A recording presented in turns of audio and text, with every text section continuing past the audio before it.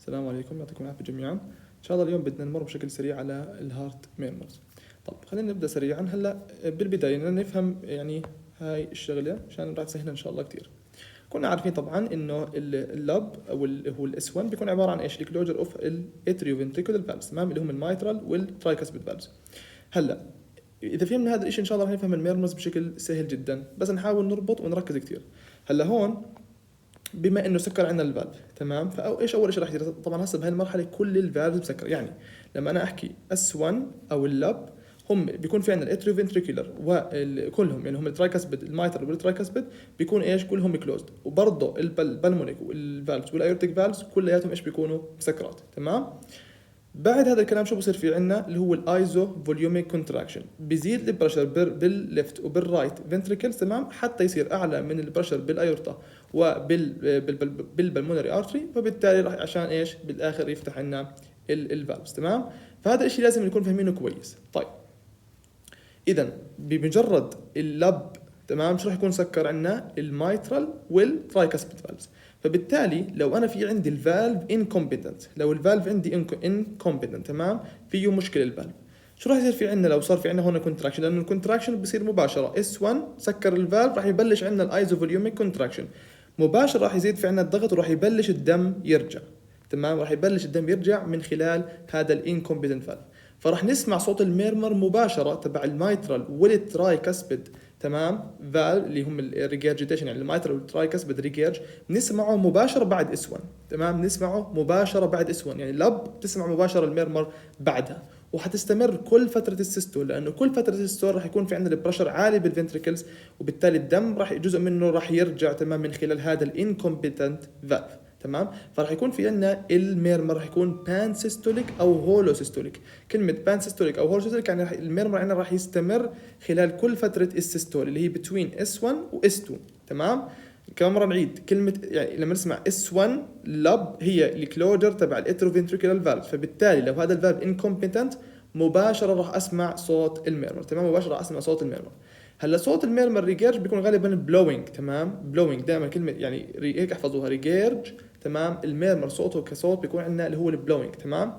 فبنسمع مثلا لب دب، لب دب، هيك بهاي يعني بنفس هاي الطريقه تقريبا، تمام. بيكون في عندنا صوت اللي هو هذا البلوينج، تمام، بيكون في عندنا اللي هو بالترايكاسبيد وبالمايترال ريجيرج، وبيستمر عندنا خلال كل فتره السيستول. يعني كل فتره السيستول راح اسمع فيها هذا البلوينج ساوند، تمام، لحد الان. اذا هذا هو المايترال والترايكاسبيد. شو النوع الميرمر اللي بيسموه؟ بان سيستوليك او هولو سيستوليك ميرمر، بيكون بلوينج ان نيتشر. هذا كله حكيناه بالنسبه للمايترال والترايكاسبيد ريجيرج، تمام. طيب هسه شو بيختلف عن الايورتيك ستينوسيس مثلا والبلمونيك ستينوسيس؟ هسه الفكره هون انه بالايورتيك ستينوسيس والبلمونيك ستينوسيس، هاي النقطه كثير مهمه نركز فيها الان، انه لما احنا حكينا ايش يعني اس 1؟ اس 1 يعني يسكر عندنا الاتريوفنتريكولار فالفز. فلما يسكروا عندنا هدول الفالفز راح يصير في عندنا زي ما اتفقنا الايزوفوليوميك كونتراكشن، حتى يزيد عندنا البريشر بالرايت وبالليفت فنتريكلز. طيب هاي الفتره، هل يعني هي فتره الايزوفوليوميك كونتراكشن هل بيصير فيها ايجكشن للبلد؟ اكيد لا، لانه زي ما اتفقنا احنا بالاول بيصير في عندنا ايزوفوليوميك كونتراكشن لحتى يزيد البريشر بالرايت وبالليفت فنتريكلز، فبالتالي لحتى يصير اعلى من البريشر بالايورتا وبالبلمونري ارتري، وبالتالي يفتحوا الفالف ويصير في عندنا ايجكشن للبلد، تمام. يعني بعد اس 1 انا في عندي فتره قصيره جدا، هاي الفتره القصيره جدا، تمام، تعتبر اللي هي ايش؟ فتره الايزوفوليوميك كونتراكشن، يعني فتره جدا جدا قصيره. هاي الفتره اللي هي فتره الايزوفوليوميك كونتراكشن، ومن هاي اللحظه، تمام، من هاي اللحظه بصير في عندنا ايجكشن للبلد. يعني بحاله الايورتيك ستينوسيس وبحاله البلمونيك ستينوسيس راح نسمع الميرمر مش مباشره بعد اللب، يعني حيكون في يعني جاب بسيط جدا جدا بين اللب وبين صوت الميرمر، تمام. اذا بحاله الايورتيك ستينوسيس والبلمونيك ستينوسيس ما راح يكون الميرمر مباشره، لانه هاي الفتره هي فتره ايش؟ فتره الايزوفوليوميك كونتراكشن اللي اصلا بيكون فيها الايورتيك والبلمونيك فالف بيكونوا مسكرين. بعكس الان اللي حكيناه قبل شوي اللي هو المايترال والترايكاسبيد ريجيرج، اللي هو بمجرد تسكيره الفالف على اللب وبدايه حدوث الكونتراكشنز اللي هي سواء الايزوفوليوميك كونتراكشن، تمام، اللي نحكي عنها، حتى خلال هاي الفتره راح يكون في عندي ريجيرجيتيشن، فبالتالي راح اسمع صوت الميرمر مباشره بعد اللب، تمام. طيب طبعا من ناحيه مسميات حكينا اتفقنا انه مايترال والترايكاسبيد ريجيرجيتيشن بيسببوا لنا بان سيستوليك او هولو سيستوليك ميرمرز، بينما بحاله الايورتيك ستينوسيس والبلمونيك ستينوسيس بيكون في عندنا شيء اسمه بنسميه ايجكشن سيستوليك ميرمر، زي ما اتفقنا هو ريليتد للايجكشن في البلد من الرايت والليفت فنتريكلز، تمام. عشان هيك ما بنعتبرهم الايورتيك ستينوسيس والبالمونيك ستينوسيس ما بنعتبرهم بانسيستوليك، لانه في عندنا زي ما اتفقنا فتره الايزوفوليوميك كونتراكشن اللي ما بصير فيها ايجكشن للبلد، فبالتالي ما راح اسمع فيها صوت ميرمر للايورتيك ستينوسيس او البالمونيك ستينوسيس. تمام.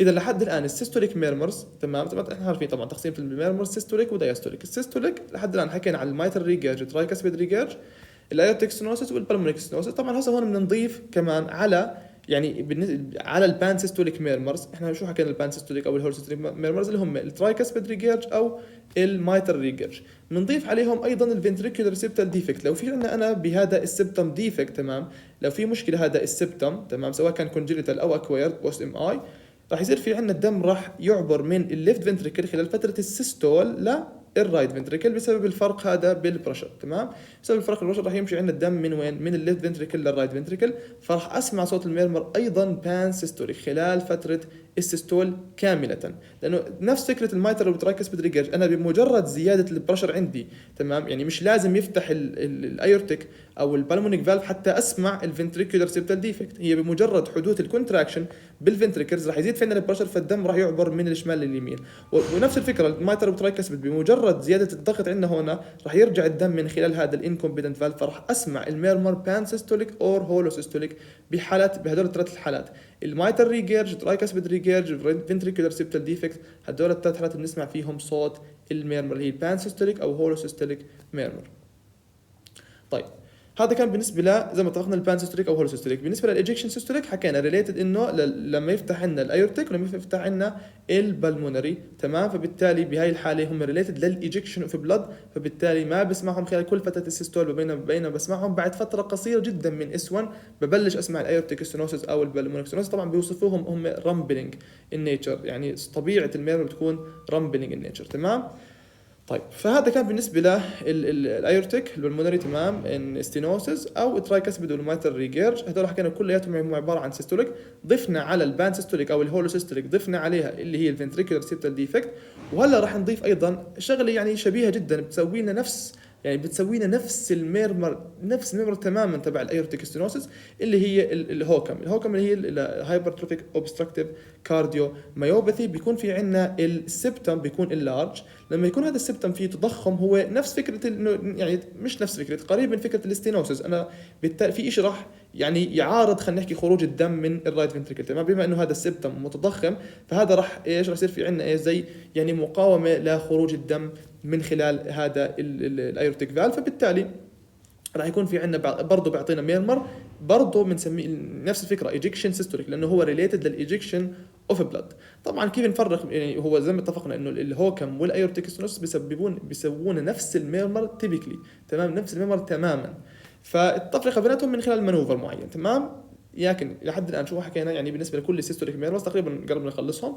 حكينا عن المايترال ريجيرج، ترايكاسبيد ريجيرج، فنتريكولار سيبتال ديفكت، هدول الثلاثه، تمام، بيسببونا بان سيستوليك اور هولو سيستوليك ميرمرز، بينما الايورتيك ستينوسيس او البالمونيك ستينوسيس او الهايبرتروفيك اوبستراكتيف كارديوميوباثي بيسببوا لنا ايجكشن سيستوليك ميرمرز، اللي هم ريليتد انه في عندنا فتره قصيره جدا، تمام، اللي هي هاي سميناها اللي هي الايزوفوليوميك كونتراكشن، اللي ما بصير فيها ايجكشن اوف بلاد اكيد، فبالتالي هاي الفتره اللي هي راح يكون فيها عندنا فيها الايورتيك ستينوسيس، بالمونيك ستينوسيس او الهايبرتروفيك اوبستراكتيف كارديوميوباثي.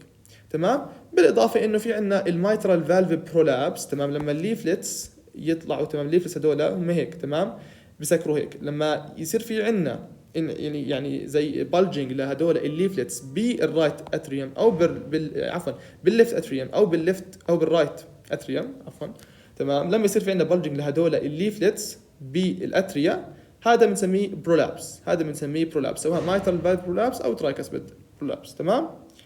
ما بعرف اذا اصلا في شيء زي هيك بالنسبه للترايكاسبيد، بس في عندنا اللي هو المايترال فالف برولابس. هسه الميرمر تبع المايترال فالف برولابس بنسميه او بيسبب لي ميد سيستوليك اكليك، تمام، فبيكون ميد سيستوليك اكليك، تمام، هون هيك ميد سيستوليك اكليك بنسميه تبع المايترال فالف برولابس، تمام، ميد سيستوليك اكليك.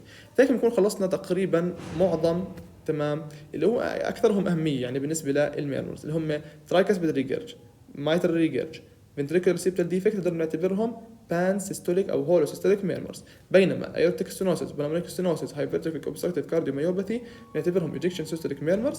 وفي عندنا الميد systolic click اللي هي اتفقنا الميترال valve prolapse. هذا كان بالنسبه لكل هذول الميرمرز اللي هم systolic murmurs. هلا بنفس الطريقه diastolic murmurs الاس 2 تمام هي correlates with ايش؟ اكيد اللي هم الكلوجر اوف الايورتيك والبلمونيك فالفز. هلا بما انه حكينا انهم هم ريليتد للايورتيك فالف ولا البلمونيك فالفز، فبالتالي لما نحكي مباشره بعد لما يبلش في عندنا يصير في عندنا الاس 2، لو كان في عندنا مشكله بالفالف اللي هون، لو عندنا مشكله بالايورتيك او بالبلمونيك فالف، نفس فكره اللي هم الترايكاسبيد والميترال ريجيرج، لو في عندنا انكومبيتنت فالفز الايورتيك او البلمونيك راح يصير في عندنا ايش؟ رجوع للدم، تمام، سواء ايورتيك او بالمونيك، يصير في عندنا ايورتيك ريجيرج او بالمونيك ريجيرج، تمام، يصير في عندنا ايورتيك ريجيرج او بالمونيك ريجيرج، وراح نسمعه مباشره بعد الديستول، يعني لب دب وبتسمع مباشره الميرمر تبعها اللي هو زي البلوينج هذا، فلب دب او يعني لب دب او لب هيك مباشره بتسمع اللي هو هذا البلوينج ان نيتشر اللي هو صوت الايورتيك ريجيرج او البلمونيك ريجيرج. ليش بنسمعه مباشره بعد الديستولي؟ اتفقنا هنا تمام انه يعني اصلا الاس 2 اصلا هي ريفيرز لايش؟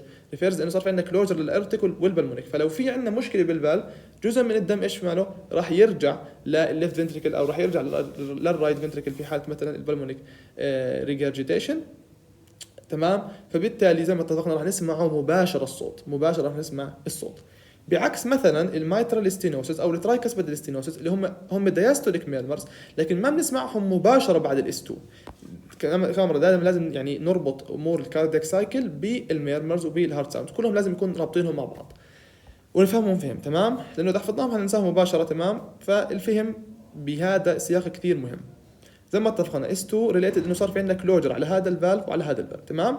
هلا ستيل لسه الفنتريكلز لسه كونتراكتد يعني لسه يا دوبهم مخلصين السيستول، انا عم بحكي هسه بعد السيستول دايستول هسه، فلازم يصير في عندنا ايزوفوليوميك ريلاكسيشن، فلسه الفالفز هذول مسكرين، يعني بعد يعني كل الفالفز انا الان عندي على اس 2 كل الفالفز مسكرين، فبعد اس 2 بفتره وجيزه، يعني بعد اس 2 هنا صار في عندي هون هاي الفتره ايش؟ فتره الايزوفوليوميك ريلاكسيشن، بعدها فتح عندي الميترال والترايكاسبيد، يعني بهاي الفتره تحديدا فتح عندي الميترال وفتح عندي الترايكاسبيد. فبالتالي لو في ستينوسز راح اسمع الميرمر مش بعد الدياستولي مباشره، في فتره وجيزه جدا وقصيره هي يعني كورسبوندز لايش؟ للايزو فوليوميك ريلاكسيشن اوف ذا فنتريكلز. حتى الفنتريكلز انا يعني عشان قصه اللي هي الفنتريكولار فيلينج لازم اكيد يكونوا ايش؟ ريلاكسد، تمام، لازم الفنتريكلز يكون ريلاكس حتى اقدر اسوي فيلينج، ويكونوا ستريتشبل الفنتريكلز لازم يكونوا ريلاكسد. فزي ما اتفقنا بيصير في عندنا فتره وجيزه هي اللي هي ايزو فوليوميك ريلاكسيشن، كل الفالفز بيكونوا فيها مسكرين، تمام، زي ما اتفقنا. فبالتالي الميترال ستينوسيس والترايكاسبيد ما بسمعهم مباشره بعد الدياستولي، في فتره وجيزه تحت الايزو فوليوميك ريلاكسيشن، بعدها بيفتح عندي الميترال او الترايكاسبيد، تمام، بعدها بيفتح عند الميترال والترايكاسبيد. فبالتالي لو كان الفالف ستينوتيك راح اسمع صوت الميرمر بعد، تمام، راح اسمع صوت الميرمر بعد الدياستولي مش مباشره في فتره وجيزه. وفتحه الميترال ستينوسيس، تمام، لانه الفالف ستينوست، فبالتالي فتحه الفالف نفسه بتعطينا شيء اسمه اوبننج سناب، فبيكون في عندنا لب دب بعديها اوبننج سناب ومباشره بسمع الرامبلينج ساوند. فلو انا عبرت عن الرامبلينج ساوند نفس الفكره، يعني لو اتفقنا انه يعني خلينا نحاول نسوي، طبعا ما هو مش هيك الصوت يعني، بس هيك يعني بدي اعبر عن الميرمر انا نفس الفكره هذا تمام. فلب دب الاوبننج سناب صوت، بعدين لب دب الاوبننج سناب تمام، فما بتكون مباشره بعد الدياستولي، في فتره وجيزه. بينما بحاله الايورتيك ريجيرج والبلمونيك ريجيرج نسمع لب دب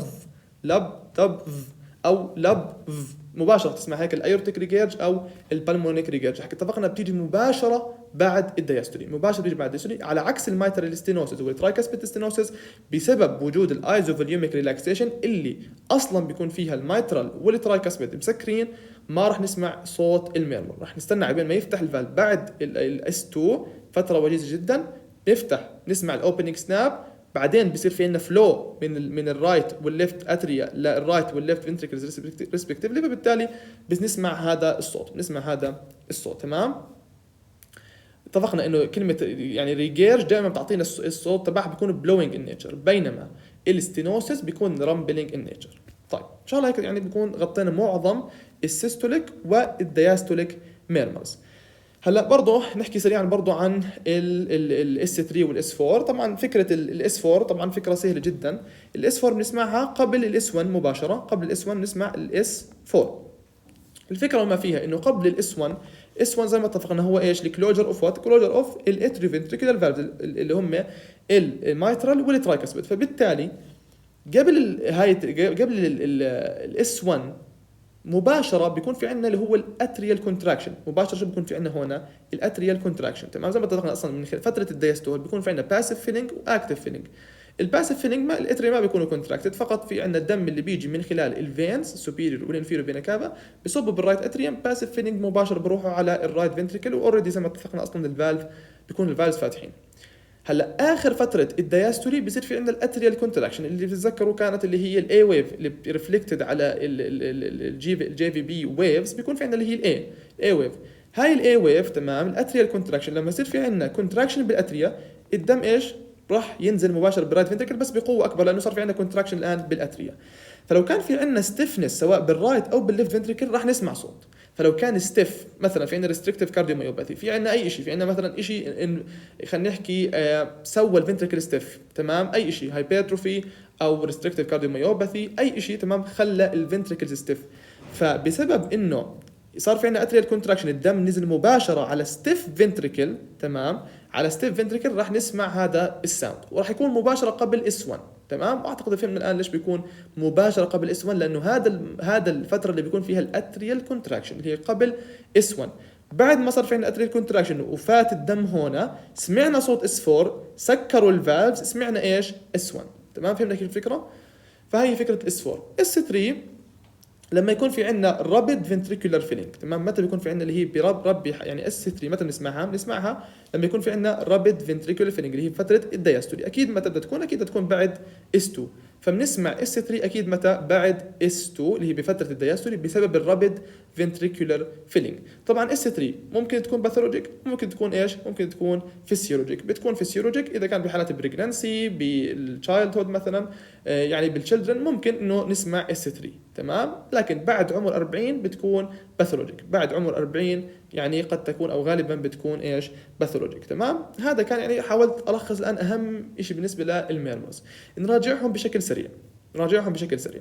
حكينا انه السيستوليك ميرمرز في عندنا انتوا رتبوهم هيك ككاتيجوريز يعني المايترال ترايكاسبيد ريجيرج اللي هم المايترال ريجيرج ترايكاسبيد ريجيرج فنتريكولار سيبتال ديفكت. هدول الثلاثه بدك تحطوهم بكاتيجوري لحالهم. بان سيستوليك هول سيستوليك ميرمرز فهمنا كل شيء عليهم. كل فتره زي ما اتفقنا بيكونوا هدول الميرمرز موجودين. النيتشر تبعت هاي بيكون بلوينج ان نيتشر. طيب هلا بالنسبه للايورتيك ستينوسيس بالمونيك ستينوسيس الهايبرتيك اوبستراكتيف كارديو مايوباثي الهوكم بيكونوا في عنا ايجكشن سيستوليك ميرمرز. ايجكشن سيستوليك ليش حكينا بتاخروا شوي صغيره؟ عشان الايزوفوليوميك كونتراكشن. ميد سيستوليك كليك حكينا هاي كورليتس لايش؟ للمايترال فالف برولابس تمام. اكيد راح تكون خلال فتره السيستولي تمام. هلا الدياستوليك ميرمرز تمام بنبلش مباشره لب دب وفي عندنا ميرمر ايورتيك ريجيرج بتكون بلوينج ان نيتشر لب دب مثلا. هاي بتكون ايش زي ما اتفقنا بيكون في عندنا ايورتيك ريجيرج او بالمونيك ريجيرج. واتفقنا ليش مباشره بتصير؟ لانه احنا هاي زي ما اتفقنا صارت في عندنا اللي هي الدب سكر في عندنا اللي هو البالمونيك والايورتيك. فلو في عندنا مشكله بالفالف مباشره الدم راح يرجع وراح اسمع الصوت مباشره تمام حتى خلال فتره الايزوفوليوميك ريلاكسيشن. فراح اسمع صوت مباشره للايورتيك ريجيرج ولا البالمونيك ريجيرج.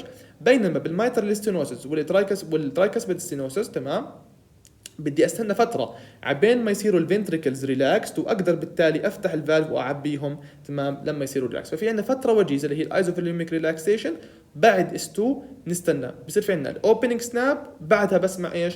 بسمع هذا الصوت. بعدها بسمع هذا الصوت اللي هو تبع المايترال ستينوسيس او تبع الترايكاسبيد ستينوسيس. اتفقنا بيكون رامبلينج ان نيتشر تمام. والاس 3 والاس 4 اتفقنا الاس 4 قبل اس 1 ريليتد ان الاتريا بسوي كونتراكشن بينزل الدم عندنا سريع على ستيف فنتريكل. والاس 3 زي ما اتفقنا رابيد فنتريكولار فيلينج. هذا الصوت برضه اللي هو بيجي بعد اس 2 اكيد بفتره الدياستولي. ان شاء الله هيك اكون يعني شرحت معظم الاشياء وما نسيت شيء. ان شاء الله اني ما اكون نسيت شيء. ان شاء الله تكونوا استفدتوا وموفقين ان شاء الله بامتحان بكره. يعطيكم العافيه.